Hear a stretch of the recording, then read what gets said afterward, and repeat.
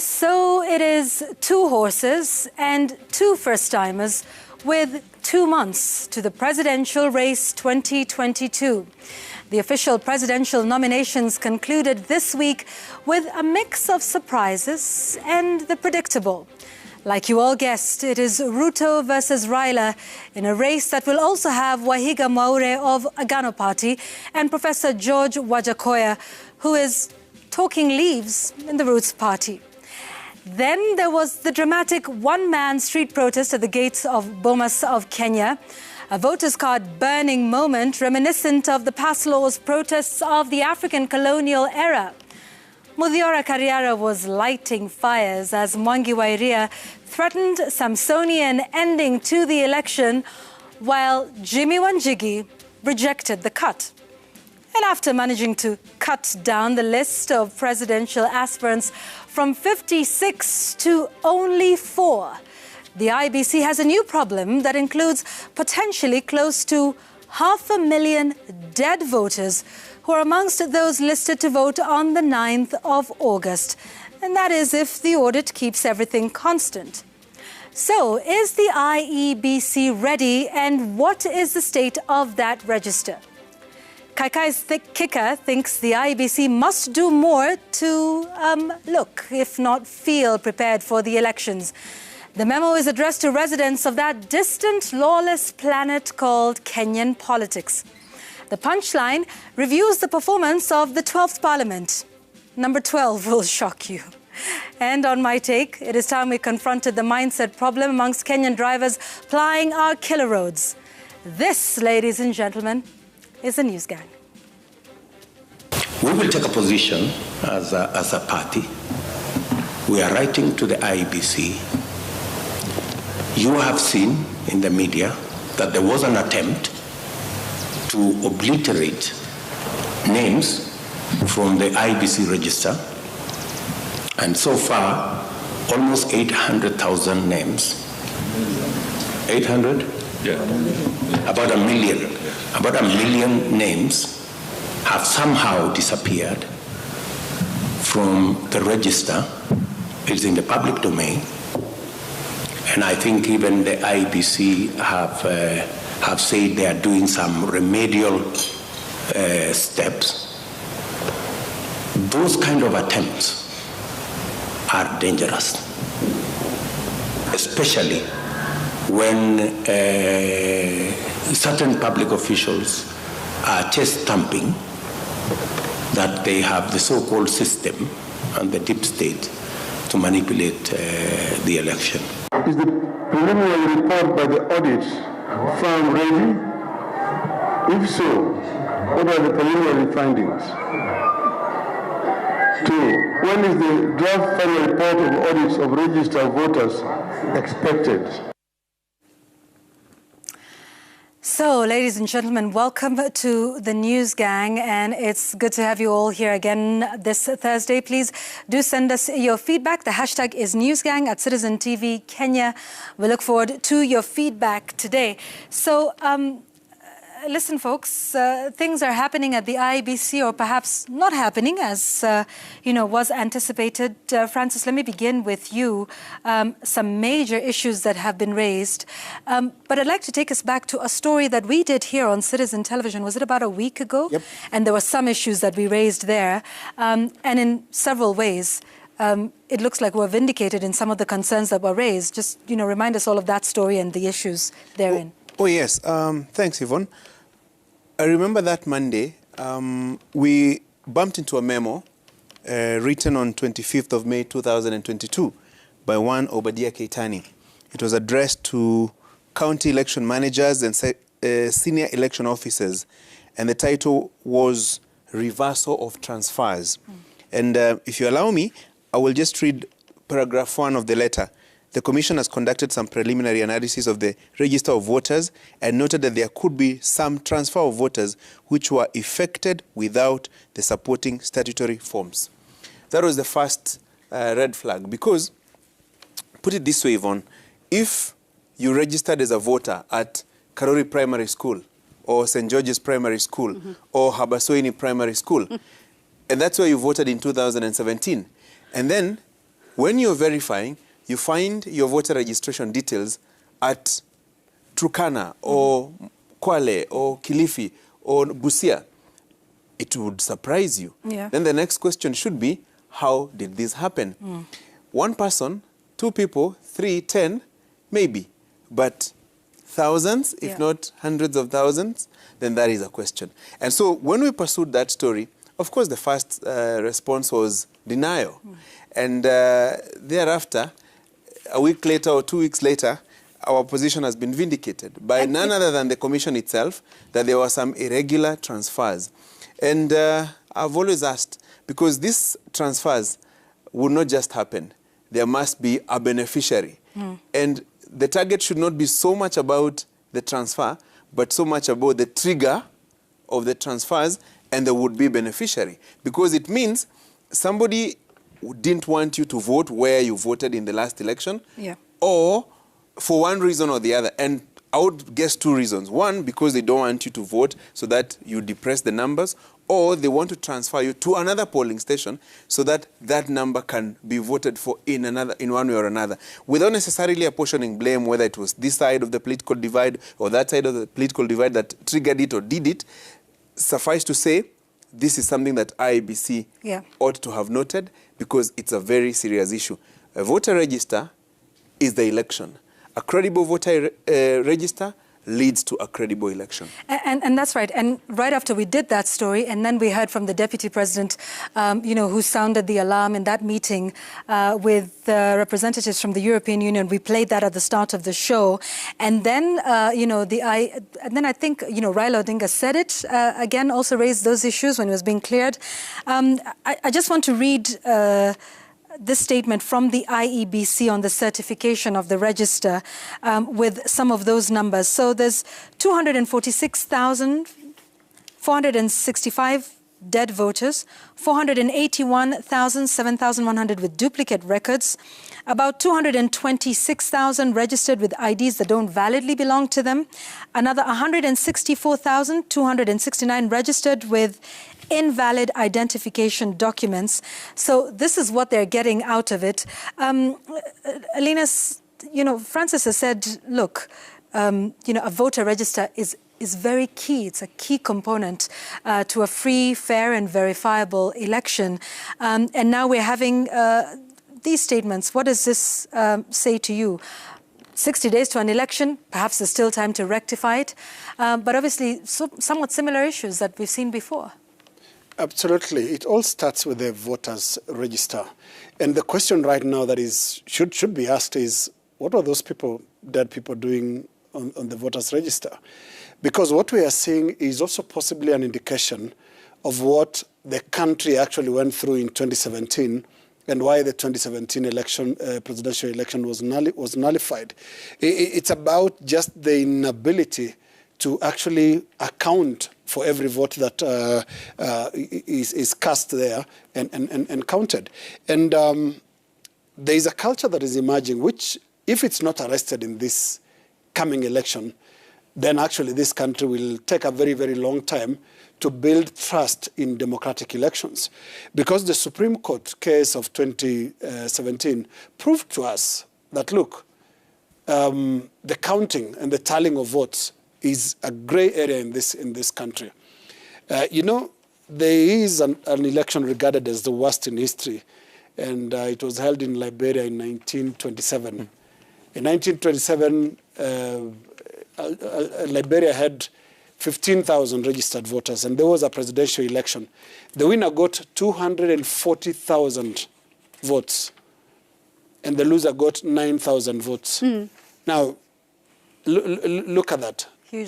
Huge margin. I mean, the number of registered voters versus the votes that are actually declared, it just says a statement.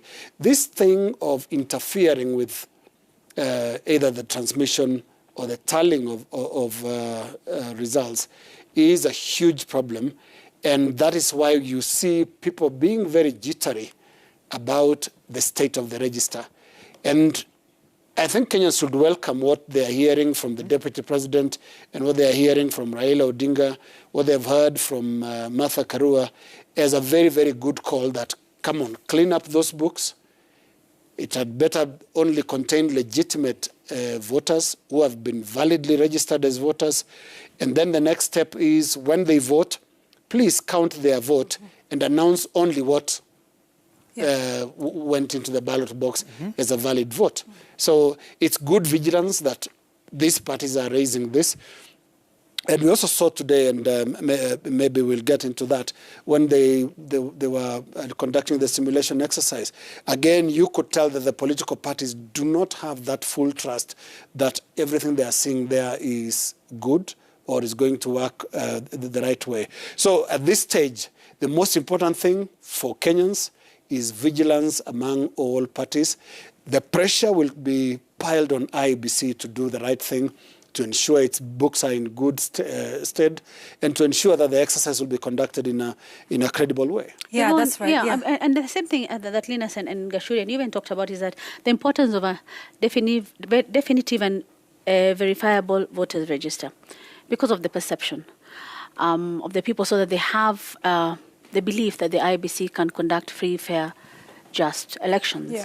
And of course, you've mentioned the numbers there that were brought up yesterday by IEBC Chairman Wafula Chebukati about tashwishi zilizopo. So in total, it's 1.18 million, the numbers that you've said. And 9th of June was the date when the voter register should have been ready, 60 days too. And I think we need to listen to what the audit firm, KPMG, had to say about the voter register, and also Wafula Chebukati said about it, and then we can continue with this conversation.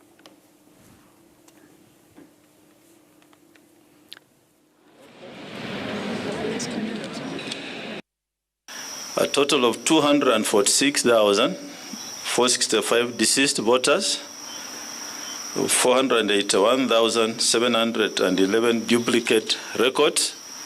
These are people sharing more than one ID. 226,143 voters registered with IDs that don't validly belong to them. 164,269 registered voters with voter records which have invalid documentation, IDs and passports. These are documents of identification which are not recognized as per the Kenyan records. And these issues must be addressed prior to certification and publication of the register. Previously, the Commission had announced that it would certify and publish the register of voters on or before 9th of June 2022, that's tomorrow. However, due to the implementation of these preliminary audit findings on the register, the Commission has decided to address the findings prior to certifying the register for publication on or before the 20th of June this year. There are still quite a number of recommendations that we have provided in relation to the anomalies that is articulated that must be dealt with before a final register of voters can be gazetted and submitted to the public. IEBC engaged KPMG on April 7th to do this audit of the voter register, because at the time we still had the continuous voter registration exercise going on. And one would ask, from one election to another, we have about slightly over 4 years, almost 5 years. And the IEBC should continuously be looking through the voter register to update it, so that you don't have to have issues like dead, deceased voters still in the register, or those who are duplicate documents, or those who are registered with IDs that do not validly belong to them. So that now we are 60 days to the elections, Yvonne, there are the more pending things that should be done now, including today. They should have said, well, the voter register is ready, because we had done our jobs. In the past 4 or so years, we've been looking through it and making sure that all these anomalies are rectified, because there's so much more the IEBC needs to do. Yeah. I heard the chairman speaking yesterday, and he said that they're still on course. that by 30th of June, they'll start preparing the ballot paper, that they're listening to cases that have been filed by those who, the 166 people who were aspirants who had complaints about the whole exercise. They are starting it on 10th of June. That is all well and good. But I think the IEBC has bigger issues to deal with than starting looking through a register all over again. KPMG should have come in when it did on April 7th, and by today tell us the voter register is ready and not have to deal with all these issues because of perception again, Yvonne. And Linus mentioned what happened in 2017, and I wanted to read something that was said here by the courts, by the Supreme Court back then. Because already we've had the current Supreme Court, the Chief Justice, Martha Koome, talking about how whatever the court cited in 2017 when it nullified the results of the presidential election should not be something that the IEBC should be dealing with now. And it's also something that came up when we had the civil society talking about it also, that the issues that were raised that should have been dealt with, we should not have them now. Because I remember what the Supreme Court said about the IEBC, saying it committed irregularities in the transmission of results. And it said, and I quote, "If not, this court, whenever called upon to adjudicate on a similar dispute, will reach the same decision if the anomalies remain the same, irrespective of who the aspirants may be. Consistency and fidelity to the Constitution is a non-wavering commitment this court makes." This was in 2017 by the Supreme Court. And if some of the issues that were raised then have not been dealt with now, including issues to do with transmission of results, what are we going to have after the results are announced on 9th of August? Cases and grounds for those who may have felt aggrieved to go to court and say, well, look at the precedent that was set here in 2017, and the same issues may have come up again. So perception and the readiness of the IEBC are issues that are coming up now because of what we experienced in 2017, what we've experienced in previous elections that we don't want to experience again. Yeah, and we've talked about the issue of the voter register and just how important that is. You know, it really is sort of the first line of defense you have there. And it's important for voters who went and took their time to register to vote, to have the opportunity to do that at the polling stations at which they chose to vote. And that is what the whole month-long exercise has been about, for voters to have a chance to say, okay, I hope I'm registered in the right place, check my details are correct. And if there was any change that they desired to make, that they had the opportunity to do so, so that on election day, they don't go and find, your records are elsewhere. And some of those stories we saw for people who, registered in Nairobi, but somehow find their names in Wajir or Garissa or, in a place that's quite honestly very far, and a change that they say they did not make on their own and willingly, because, the issue and the rights of voters are important, and that actually amounts to voter suppression if voters get to a point and they're not able to exercise their rights. So that's an important thing. But then something else also took place today, Gashuri, which was the simulation exercise. Again, what Jamila was talking about, which is the transmission of results. You remember this was a big issue. Discussed it on My Take last week, particularly with the issue of 3G network coverage of, all the polling stations and how they're going to be able to transmit it. If you recall, with the last Supreme Court, what did they say? That presiding officers were transmitting the results from polling stations other than, where the result was undesignated, because they were looking for network.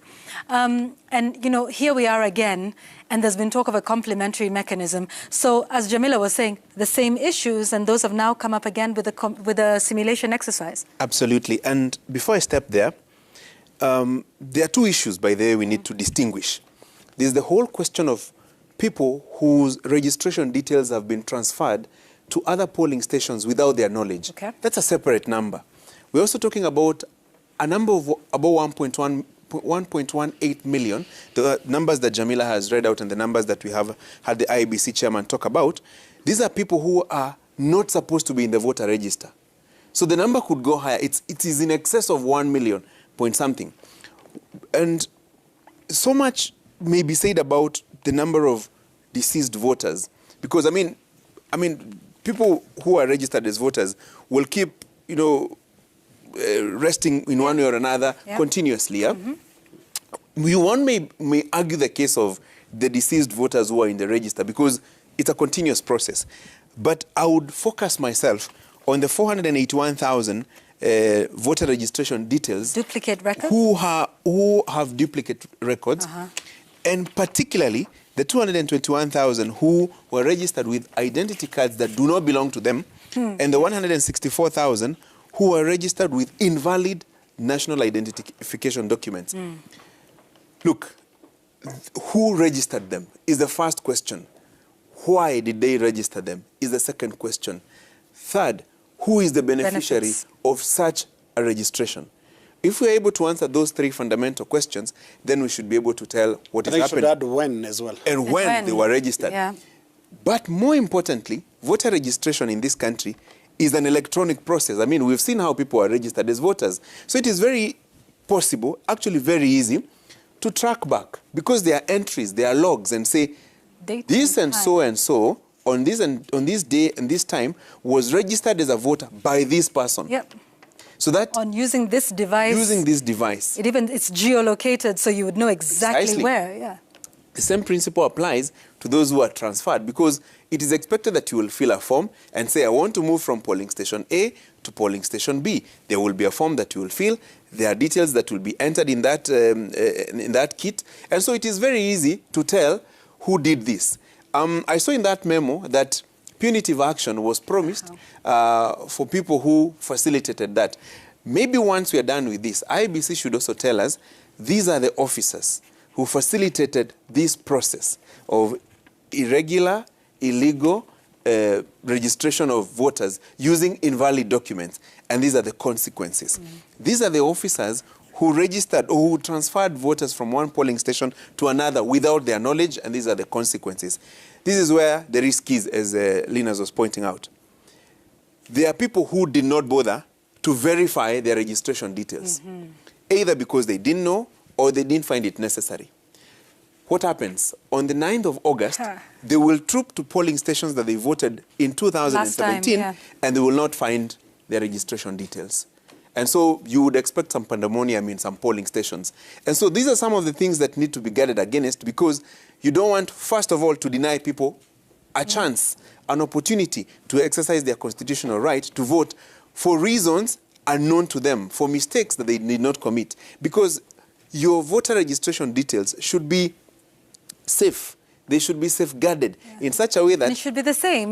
Once you have voted in this polling station, you can rest assured that in the next election, whether it's a by-election or a referendum or a general election, that your voter registration details will be intact. So you will come back to the same polling station, find your details there, and be enabled, be facilitated to exercise your democratic right. Especially if you didn't change your details in the last 5 years. It shouldn't have to be the onus is on, the registered voter to keep checking and informing the IEBC. You make a great point. Unless I have requested, my registration details should be the same. Right. So that tells you that there must be some collusion of sorts within the commission and outside the commission. And this is the situation as I look at it. We're dealing with an election where, especially the two main contestants in this, have an idea of what happens, truth be told. So I wouldn't be surprised if some of these things are facilitated from that end. Yeah, Jamila, it's the... I just wanted to pick from where he's left it because he's getting on to something, and which is something that we should be, as a country, frank about. Out of the last 4 elections, only one can really pass the integrity and credibility test. And that is the 2002 election in which Mwai Kibaki of the National Rainbow Coalition defeated Uhuru Kenyatta of the Kenya African National Union, KANU, in an election that didn't have a lot of forces at play at the electoral management level. You see, KANU was a very powerful party, but you have to give it to the late President Daniel Arap Moi and that party. They didn't do this visible battle or interest in trying to determine the outcome of the 2002 election. Similarly, the opposition did its bit, which is to just guard the vote. And I remember one of the concerns they had was how long it was taking to announce the results at the City Hall here in Nairobi. And I remember what Raila Odinga and the other National Rainbow Coalition leaders did was to demand that the Electoral Commission Chairman, Samuel Kivutu, declares the results because the remaining constituencies were not sufficient to alter the outcome of the election. And so it was a good election. 2002 was a good election. What did we see in 2007? We started seeing external sort of management of the election. So there was the ECK, the Electoral Commission of Kenya, but there was also this state thing that will tell the media, you know, this is our country, we need to all love our country. Yes, we love our country, but we should also love credible electoral processes. And that was 2007, the launch of the arrival of other forces other than the electoral body in the management of election. When you look at 2013 similarly, and 2017, you'll see a lot of loud mouths that are not the IEBC. And this is a problem. It is a problem. It was a problem in 2013. It was a problem in 2017. And I think it is a problem in 2017 when we have people who are not part of the IEBC, but sort of speaking authoritatively about how the process will turn out. Because this always suggests interference, suggests other forces, suggests collusion and other things, which is why the current noise is really a welcome thing. Because this could be the coming out, if we can give a different meaning to it, to that. Because, like Francis says, these politicians know. They have been players across the last 3 elections, and they know very well when this other mysterious hand started playing a role in the election process. For example, we're not going to hear a lot of admissions, but maybe somewhere down history, we will hear where the results were coming from in 2017. You heard of servers that could not be located. You heard of, the server is in France. Open it, they're still sleeping. I mean, there's no way you could, for countries that are nearly in the same time zone. What are you talking about? There's been a lot of mischief in the last 3 elections. Mischief that is externally imposed, especially on the electoral management process, because forces other than the voter started coming in to try and determine the outcome of the election. And then, if we don't do it differently in 2022, then I think this will take hold, and that's why you'll see these battles about who should be in the IEBC, who should be the returning officer, because the considerations are no longer the regular integrity of an election official tallying votes and declaring the results. You now want someone who can actually interfere with what the voter has said. So I think it's a good start when you have the deputy president saying, hey, there are 1 million voters that have been irregularly transferred. You have the Azimio party leader, Raila Odinga, saying, hey, IEBC, you need to tell us how far you've gone with implementing the recommendations of the court of 2017. That's a good start. And I think it's the conversation that must be had and should go deep into the ears of the IEBC so that nobody in IEBC should think of doing the election in the same way it was done in 2017, or indeed in the same way it was done in 2013. Yeah, absolutely. Must get better. So we're going to take a break, but when we come back, we'll obviously talk about that simulation exercise that took place today. And I think just to reiterate, Linus, what you're saying about, the perception, everybody remembers in 2017 when one commissioner or another was said to be allied to one political wing or another, when the CEO was allied or alleged to have been working for who or whose interests, and that is something that this commission must shed. More importantly, an election official died. There you go. The manager, the ICT manager, dies mysteriously. Let's never forget. And then electronic transmission of results becomes an issue. Yeah. So there's a huge perception problem that the IEBC needs to deal with, and deal with very fast, with 60 days to go. We come back, we'll talk about simulation and what that means. How long will it take for all the results to be transmitted to the National Tallying Center, including all the drama that surrounded the nomination of candidates, as Francis Gashuri once told us, not once, not twice actually, there would be premium tiers, and there were premium tiers, quite literally. We'll be back.